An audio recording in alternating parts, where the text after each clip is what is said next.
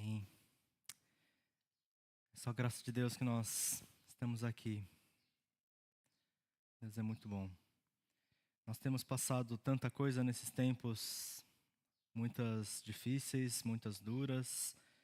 Tivemos perdas também no momento de doença do pastor Joel. É um tempo que nós sofremos angústia juntos, certamente. E muitos outros também, né, que não mencionamos agora, mas temos orado também. Alguns doentes, outros motivos de oração. Mas Deus é bom, isso nos mostra claramente que o plano de Deus para a igreja é maravilhoso, porque nós podemos estar juntos nesse momento, nós podemos compartilhar do amor, do consolo do nosso Senhor, nós podemos navegar nesse estranho jeito que é ser igreja, mas por mais que estranho para a gente seja muitas vezes imprevisível as coisas, é graça de Deus como as coisas se formam. E às vezes o imprevisível me assusta bastante. Eu gosto muito de me preparar, né, tudo acertado, os detalhes já definidos, e coisas de última hora me assustam muito. Mas palavra de Deus é maravilhoso, porque nunca é de última hora, né? Deus está falando aos nossos corações, para Ele já está lá preparado desde sempre, e chega a gente, e daí a gente abre a boca e fala. Mas uma coisa que eu achei interessante, que eu gosto de fazer comparações, então vou fazer uma comparação, né? O pastor Joel, ele tem um jeito de preparar a mensagem bem diferente do meu. Cada um prepara de um jeito diferente. Seminarista, cooperadora Vitória, cooperador Daisky, cada um tem uma metodologia muito diferente. Mas às vezes eu penso, e se eu tentasse fazer meio parecido, né? E às vezes funciona, às vezes não, porque não é o meu jeito, é o jeito dele de fazer. E eu percebi que, né, eu por estudar, eu sei análise, né, estrutura, quais são os elementos que ele coloca, qual o tipo de técnica que ele usa. Eu posso colocar lá as instruções igualzinho e vai ser diferente, porque a voz continua sendo minha, né? A não ser que ele pregasse também, né? Mas aí é pedir demais. Sai diferente, né? Eu estava pensando isso porque todas as vezes que a gente tem esses tempos de refeição, o nosso cooperador DAS, que ele faz o hummus, né? Lá que todo mundo gosta bastante e elogia e fala, nossa, que incrível, né? Eu nunca tentei fazer porque eu tenho uma impressão muito forte que se eu tentar, por mais que sejam os mesmos ingredientes, vai sair bem diferente. E aí me veio a pergunta, né? O que é mais importante numa receita, num preparar de mensagem, num manual de instrução ou qualquer uma dessas outras coisas? São os ingredientes ou é o modo de preparo? Eu já estou sendo meio tendencioso aqui, apontando para o modo de preparo. Por um lado, os ingredientes eles realmente são a proporção que vai dar o equilíbrio que a receita está se propondo, né, vai dar o charme que uma mensagem tem, né? Se você for montar alguma coisa, um armário, se você não tiver os ingredientes corretos, vai faltar uma porta. Os ingredientes são importantes, de fato. Mas de nada adianta os ingredientes se você não tiver o modo de fazer que vai dar o resultado que a gente está esperando. E por mais que os ingredientes são importantes, vital é a gente ter o modo de fazer, a gente ter essa condução dos ingredientes para eles se envolverem da forma que a gente vai ver um resultado que muitas vezes, além do esperado, né? Mas se fizer da maneira correta, ele fica da forma como ele deveria ser. E eu fiquei pensando, quando eu pensava na palavra receita, para mim vem os ingredientes. Então, quando as pessoas me perguntam uma receita, ou quando eu pergunto a receita para alguém, eu estou esperando ouvir sobre os ingredientes. Mas toda receita, quando a gente olha, tem uma segunda parte, que é esse modo de preparo. Aí eu entendi, receita não é sobre ingredientes, é o conjunto das coisas. E a nossa vida na igreja é muito semelhante. Nós temos a receita, que é composta de várias partes. Temos instruções, a palavra de Deus contém várias direções para nossas vidas, mas o modo de fazer muitas vezes é desafiador. E é no modo de fazer que a gente precisa meditar para encontrar o caminho que é Jesus Cristo. Então, importante nós termos essa condução no modo de fazer. Se for alguma receita de comida, uma pessoa pode ensinar a fazer junto com você, fazer na sua frente. Se for algum outro aprendizado, a gente também tem formas que envolvem alguém que já conhece o caminho. E na nossa série Pés na Terra, é uma série que fala sobre caminhada, que fala sobre peregrinação. E nessa nossa caminhada também tem alguém que conhece o caminho, certamente Jesus Cristo. E Pedro está falando para a igreja que está passando por várias dificuldades, não apenas caminhando como peregrinos, como estrangeiros, eles estão passando por provações, eles estão passando por dores, eles estão passando por já algumas contrariedades, ainda não a perseguição, que nós depois vamos ver que depois de alguns anos disso vão passar por muito pior, mas já estão passando por dificuldades, algumas das perseguições sim também. E em meio a esse mundo distorcido, esse é a palavra que Pedro traz à igreja, que ainda ecoa muito em nossos dias. Nós também estamos passando por um mundo distorcido, com ideias completamente confusas, estamos passando por muitas provações e muitas dores. E no meio disso tudo, a palavra de Deus ainda se coloca diante de nós. Nós vemos ali na carta de Pedro que primeiro ele trouxe uma exortação num estilo de vida de santidade. Depois ele incentivou a identidade da igreja, que nós somos santos, nós somos nação santa, somos sacerdócio real, nós temos um propósito específico para que sigam os seus passos. Ele não cometeu pecado algum e nenhum engano foi encontrado em sua boca. Quando insultado, não revidava, quando sofria, não fazia ameaças, mas entregava-se àquele que julga com justiça. Ele mesmo levou em seu corpo os nossos pecados sobre o madeiro, a fim de que morrêssemos para os pecados e vivêssemos para a justiça. Por suas feridas vocês foram curados.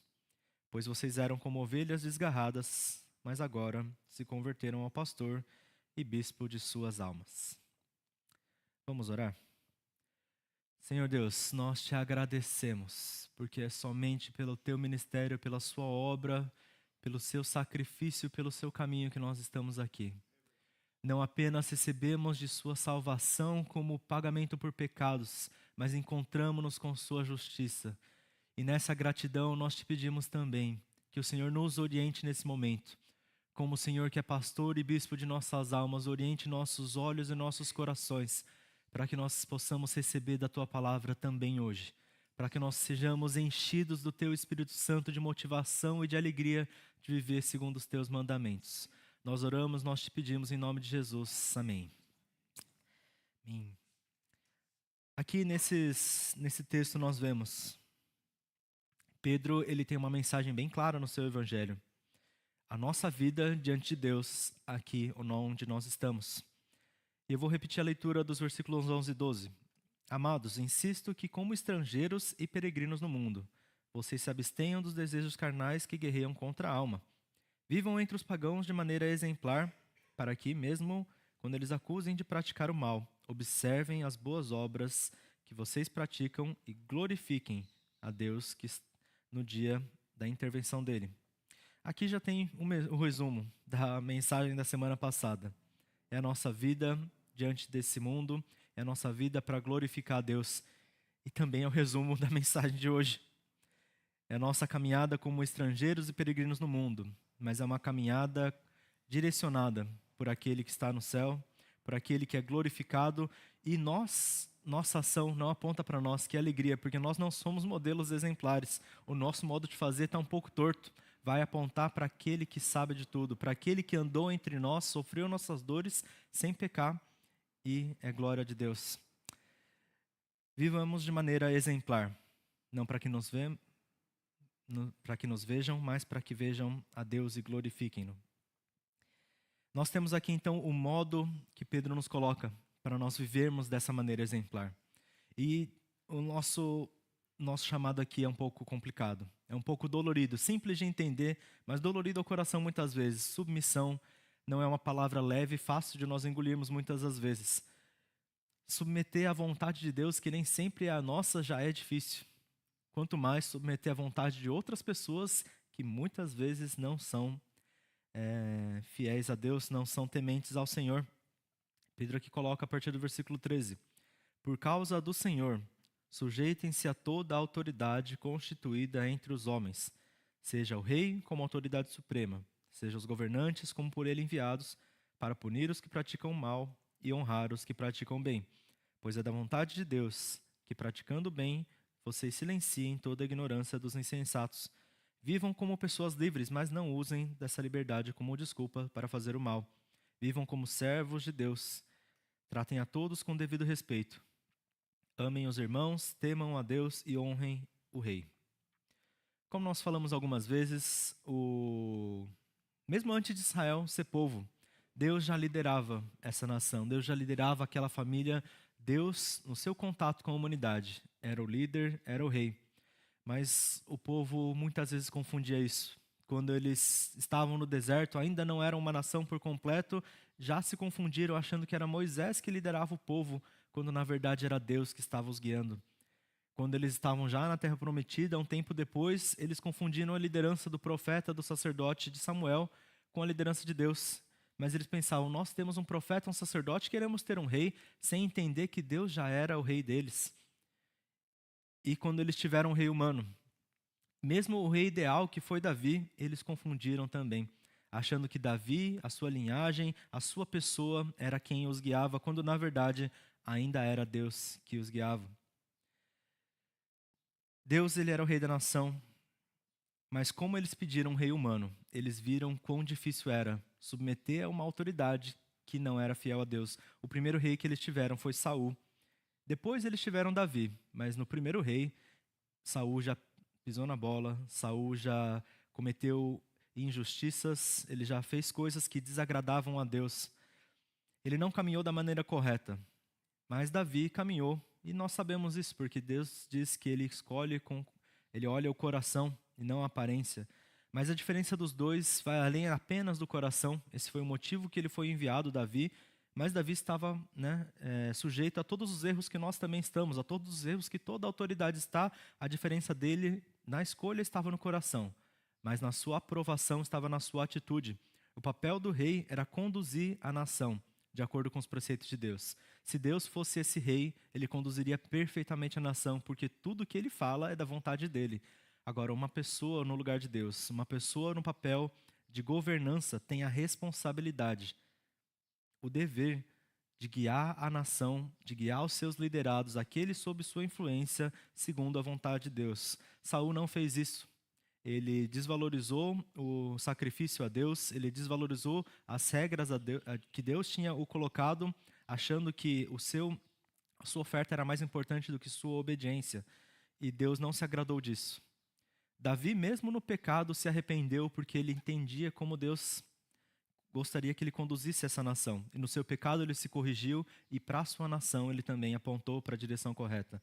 Os dois tinham os mesmos ingredientes, foram os dois reis ungidos por Deus. Saul também foi escolhido, mas só um tinha o modo de fazer, de acordo com Deus. Isso é sobre o governante, só que o chamado de Pedro é sobre nós, que estamos aqui lidando com os governantes. Não apenas os governantes da nossa nação, não apenas os governantes desse mundo, que nós já temos escutado tantas coisas complicadas. Nós colocamos ali no grupo também para orarmos sobre a questão lá da faixa de Gaza, já muito tempo em conflito, e agora com mais mortes e perdas recentes, uma confusão terrível, e nem às vezes a mídia sabe o que dizer sobre isso. Nós estamos perdidos no meio de lideranças incompletas e lideranças humanas. Sejam as lideranças desses povos que estão em conflito, sejam a liderança daqueles que têm a influência de dizer o que nós vamos entender sobre a situação, seja a nossa liderança aqui na igreja, nós também incompletos. E como que faz?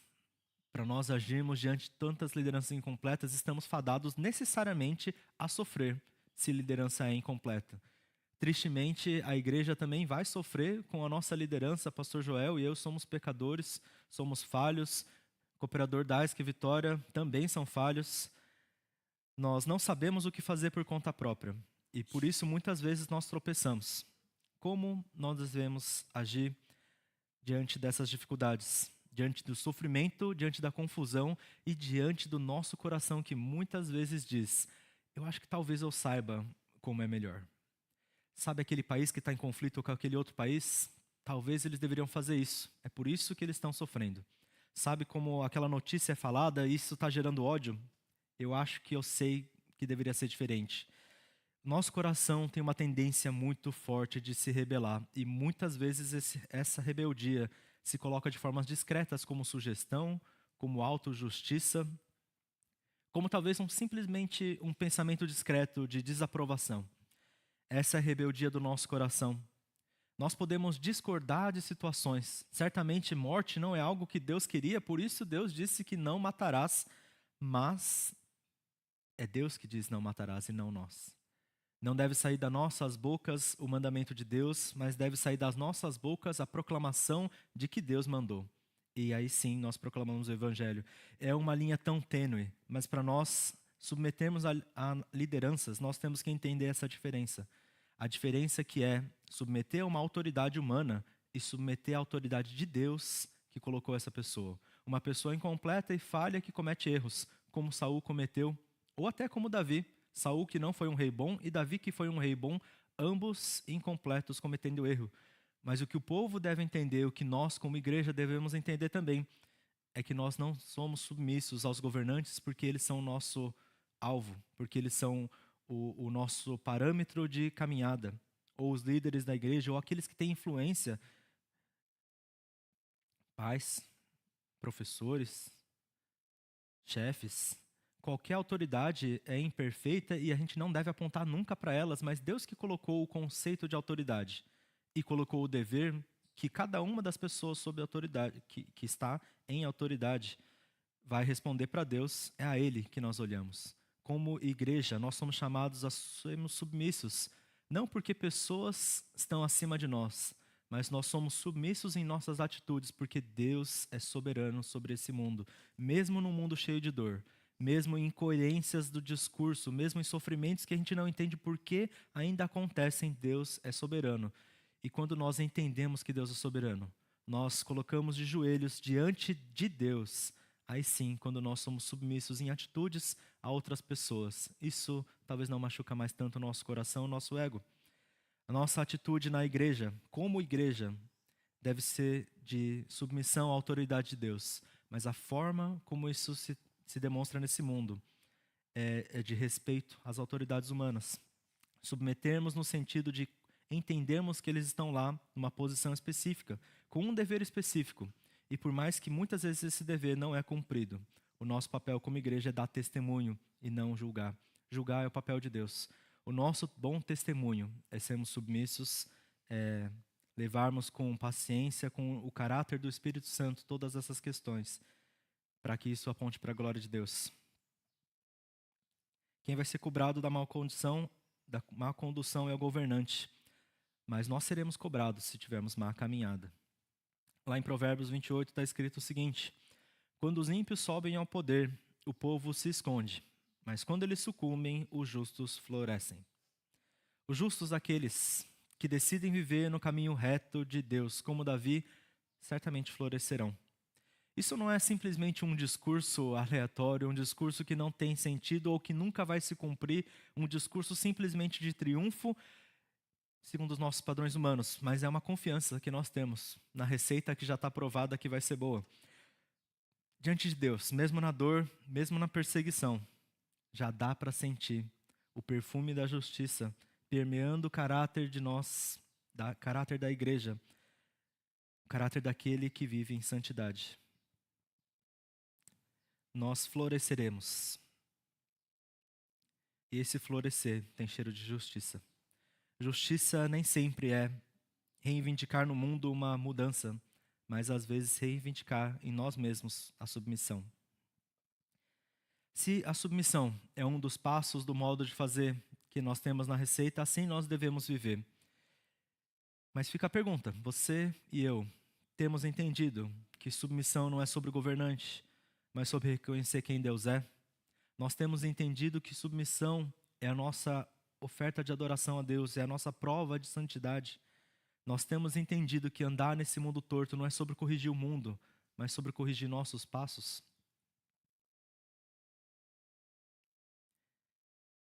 Pedro continua lá no versículo 18.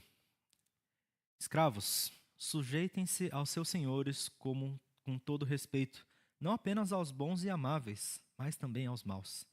Porque é louvável que por motivo de consciência para com Deus, alguém suporte aflições sofrendo injustamente. Pois que vantagem há em suportar açoites recebidos por terem cometido mal? Mas se vocês suportam sofrimento por terem feito o bem, isso é louvável diante de Deus. Para isso vocês foram chamados, pois também Cristo sofreu no lugar de vocês, deixando exemplo para que sigam os seus passos. Da mesma forma que aos governantes, aos senhores, nós também devemos respeito. Nós também devemos sujeição. Muitos pregadores colocam aqui essa questão dos senhores e dos escravos, trazendo para o nosso contexto, falando sobre chefes e empregados. E eu vou até um pouco mais adiante, falando sobre qualquer forma de influência e autoridade que alguém tenha sobre outro. Se até para senhores e escravos isso funciona, certamente para nós que temos circunstâncias muito mais leves do que essa. Sofrer não é o alvo do cristão. Pedro não está nos chamando para sofrermos injustamente porque isso é bom, porque esse é o nosso louvor. Se fosse, a gente estaria se cortando para louvar a Deus, que era o que os povos idólatras faziam. Sofrimento não é louvor a Deus, mas se no louvor a Deus existir sofrimento, isso para Deus é agradável, isso é louvável diante de Deus. O bom testemunho é o nosso alvo. O bom testemunho que muitas vezes o modo de fazer desse bom testemunho é submissão. Porque Jesus também foi assim. Ele sujeitou a autoridades humanas, as autoridades judaicas, que eram ímpias, sumo sacerdote que deveria orientar o povo na adoração, estava mandando matar o Salvador, as autoridades romanas que eram violentas, que tinham um processo de lidar com revoltas terrível. A morte de cruz era uma das piores mortes que eles poderiam ter. Jesus se submeteu a isso, se submeteu a pessoas falando não apenas mal dele, mas mal da verdade de Deus, que era ele, a própria palavra de Deus. Ele se submeteu a todas essas coisas, porque assim ele nos deu exemplo, para que nós possamos seguir esses passos, passos muito mais largos do que a gente pode cumprir, mas passos que nos apontam durante um caminho de submissão, para dar glória a Deus. Diante de um caminho de submissão, sermos vistos por Deus, que vai receber do nosso louvor. Lá em Salmo 34 nós lemos o seguinte: afaste-se do mal e faça o bem, busque a paz com perseverança. Os olhos do Senhor voltam-se para os justos e os seus ouvidos estão atentos ao seu grito de socorro. Eu já estou adiantando aqui, desculpa, pastor Joel, daqui a 3 pregações vai pregar no texto que Pedro cita esse salmo. Mas esse é o nosso chamado para uma atitude diante de Deus. Afastarmos do mal. O mal que muitas vezes é discreto e habita em nossos corações e buscar o bem do Senhor. A paz que é shalom, que é a vontade de Deus plena. Com perseverança, porque os olhos de Deus se voltam para os justos. E aqui não são olhos de condenação. Os olhos de Deus se voltando para os justos são aqueles que veem alguém tentando praticar a justiça e mesmo assim sofrendo nessas circunstâncias. Fazer de acordo com as instruções não é o mais fácil que nós temos. Mas Deus está nos vendo, está atento para nossas dificuldades, não apenas recebendo o nosso louvor, mas nas nossas dificuldades nos socorrendo. Nós somos socorridos, nós somos conduzidos e nós somos levados a ver o caminho de Deus. Lá no versículo 22, Pedro continua dizendo: ele não cometeu pecado algum sobre Jesus, e nenhum engano foi encontrado em sua boca. Quando insultado, não revidava, quando sofria, não fazia ameaças, mas entregava-se àquele que julga com justiça. Ele mesmo não levou em seu corpo os nossos pecados sobre o madeiro, a fim de que morrêssemos para os pecados e vivêssemos para a justiça. Por suas feridas, vocês foram curados. Pois vocês eram como ovelhas desgarradas, mas agora se converteram ao pastor e bispo de suas almas. Se Jesus, diante das contrariedades, viveu em santidade, nós também. Se Jesus que sofreu sem ter motivo, nós muitas vezes também. Mas se Jesus, que estava lá no madeiro, de onde nós podemos ver, sofreu pelo nosso pecado, nós agora somos curados. Nós seguimos os mesmos passos, mas quando é para pagar o preço, agora é diferente. Jesus recebe o nosso preço e nós recebemos o benefício. Nós seguimos o mesmo passo, mas Jesus pega a nossa dor. a vida de submissão não é uma vida triste. Pedro não está falando com um tom negativo de dizer, nossa, olha só, nós somos chamados para a pior das vidas. Nós somos chamados para muito sofrimento, mas nós somos chamados para ver a alegria em Jesus Cristo, para sermos curados, para sermos conduzidos pelo pastor e bispo de nossas almas. Bispo aqui é uma palavra, episcopo, que vem da onde a gente usa a palavra bispo também, é uma palavra de liderança, uma palavra de cuidado próximo, é um supervisor, é alguém que tem que estar perto daqueles que ele observa para poder conduzir. Não é uma condução distante, assim como o pastor também está perto, conhecendo cada uma de suas ovelhas. Ovelhas antes que nós éramos aqui desgarradas.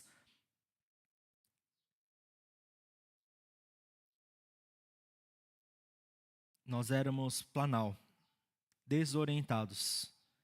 Nós perambulávamos, nós éramos desviados do caminho. Essa palavra desgarradas. Desviados do caminho. Mas agora somos orientados. Nós tínhamos o ingrediente nas nossas mãos, sem o modo de fazer, mas agora nós temos uma receita completa. Pedro nos chama, nós peregrinos, dizendo que Jesus vai à frente e nos orientando o caminho. Com Jesus, mesmo na submissão, o nosso caminho é de justiça, de cura, de liberdade, cheio de direção para a glória de Deus. Essa é a nossa vida diante de Deus. Assim como uma receita de comida, o modo de fazer muda tudo. E para a Igreja de Cristo, nós peregrinos durante provações, a condução do bispo de nossas almas muda tudo. Nós precisamos compreender a forma como Jesus faz, não para sofrer do mesmo jeito que Ele, mas para receber dos benefícios pelo que Ele sofreu por nós. Nós caminhamos nos passos de Jesus Cristo para encontrar, não com a morte que Ele morreu, mas com a salvação que nos ofereceu. A nossa vida de submissão não é uma vida de dor, de olhar para as lideranças inconsistentes e pensar, eu só tenho que aceitar e deixar esse mundo torto. Não. É uma vida de salvação para nós e pelo nosso testemunho em nome de Jesus para outros também. A caminhada de submissão às vezes é amarga. Nós muitas vezes engolimos nossos julgamentos, nossas opiniões sobre situações e pregarmos o Evangelho de Jesus Cristo. Diante de tanta coisa difícil, o nosso discurso precisa ser a palavra de Deus, porque se sair da nossa boca, do nosso coração, já vai ser torto, já vai ser insubmisso à autoridade de Deus nesse mundo. A nossa vida é seguir o modo de fazer que Jesus Cristo nos colocou. Nós, como ovelhas, podemos caminhar muito torto. Nós, como igreja, como peregrinos, não sabemos o caminho. Mas graças a Deus que Jesus Cristo é o caminho. Lá no Evangelho de João, Jesus ele está falando aos discípulos, ele diz, e quando eu for preparar lugar, voltarei e os levarei para mim, para que vocês estejam onde eu estiver. Vocês conhecem o caminho para onde eu vou. Mas, disse-lhe Tomé, Senhor, não sabemos para onde vais, como podemos então saber o caminho? Jesus respondeu, eu sou o caminho, a verdade e a vida. Ninguém vem ao Pai a não ser por mim. Jesus nos aponta um caminho de salvação, um caminho de vida e um caminho de verdade. E o nosso desafio é encontrar em nossas vidas essas incoerências e não aos nossos arredores, não olhar para as autoridades, para os líderes, para os chefes, para todos aqueles que exercem influência sobre nós, pensando no que eles fazem, pensando na nossa dor em relação a isso, mas olhar em nossos corações. Como nós podemos andar diante desse mundo? Como podemos ser testemunho do Evangelho? Como podemos expressar que Jesus Cristo tem uma mensagem de alegria, de salvação e de esperança e não de dor? Em meio à dor, nós temos uma mensagem de salvação. As nossas vidas precisam refletir isso. Andar nos caminhos de Deus não significa simplesmente replicar, não significa simplesmente viver em inércia, significa ser testemunho vivo. Nós somos nós somos nação santa, somos um sacerdócio de realeza. Nós somos aqueles que foram chamados para caminhar nesse caminho de Jesus, para viver a vida de Jesus, para pregar a sua verdade nesse mundo. Então fica esse convite para cada um de nós, olharmos no nosso interior, pedimos que o Senhor nos ajude a sondar nossos corações, para mesmo diante de contrariedades, mesmo diante de lideranças que nós discordamos, mesmo diante de influências que nós vemos hipocrisia, nós olharmos não para eles, mas para Jesus Cristo. Que nós possamos viver dessa forma. Vamos orar. Cada um no seu interior nesse momento possa pedir que o Senhor sonde seus corações. Aponte formas que nós possamos viver com a graça de Deus, segundo sua santidade. Se tem alguém que não conhece o Evangelho de Cristo, ore também conosco, porque esse é o caminho de salvação diante desse mundo que não tem como ver de uma maneira positiva porque está torto. Diante desse mundo cheio de dor, apenas Jesus Cristo é o nosso caminho. Nenhuma das nossas ideias, das nossas opções, das nossas estratégias vai ser suficiente, apenas o caminho de Jesus Cristo. Que nós, como igreja, possamos compreender que somos incapazes de ver, incapazes de agir por conta própria, que com todos os ingredientes à mão, nós não conseguimos fazer da maneira correta se não olharmos para Jesus. Ó Senhor Deus, nós te pedimos, olha aos nossos corações nesse momento. O Senhor que nos conduz de perto, direciona, ajusta cada parte que nós precisamos. Muitas vezes nossos corações se enchem tanto de ira, muitas vezes nós temos vontade de falar contra o que nós vemos nesse mundo, sem pregar o teu evangelho, simplesmente com ira em nossos corações, com julgamento em nossas mentes, com desprezo em nossos olhos, mas muda isso, Senhor, nós te pedimos. Nós queremos ser testemunha da tua palavra, nós queremos ser caráter do Espírito Santo de Deus, nós queremos viver conforme o teu evangelho, nós queremos ser teus, nós queremos ser igreja santa, nós queremos ser uma igreja que prega a tua verdade, nós queremos ser uma igreja cheia das tuas palavras em nossos lábios. Por favor, muda nossos corações e nossa disposição, para que nós possamos viver de acordo com as tuas palavras, de acordo com o teu evangelho.